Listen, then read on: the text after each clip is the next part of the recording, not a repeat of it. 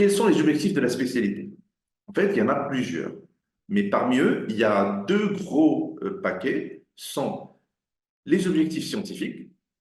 Donc, en fait, il y a une dimension scientifique à apprendre, tout ce qui est théorique sur la modélisation des systèmes, sur comment fonctionne un ordinateur, toute la partie théorique qui explique comment marche l'informatique, comment on travaille avec des 0 et des 1.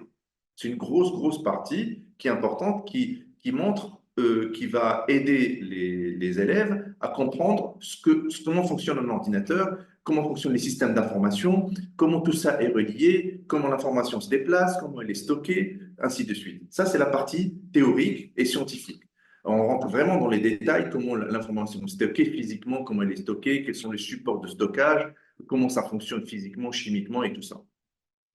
Puis il y a la dimension technique. La dimension technique, c'est qu'on apprend aux enfants, aux apprenants, on apprend aux élèves comment utiliser les outils informatiques. Notamment, on commence par la programmation, développement de sites web, accès aux données, tous ces aspects-là techniques.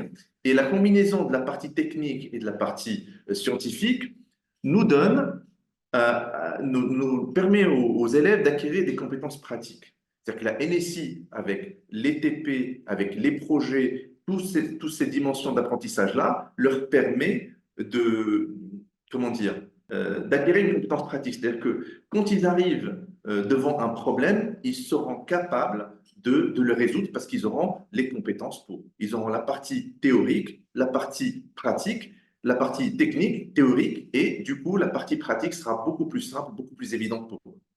Donc ça, c'était la partie, bon, on va parler de NSI, voilà.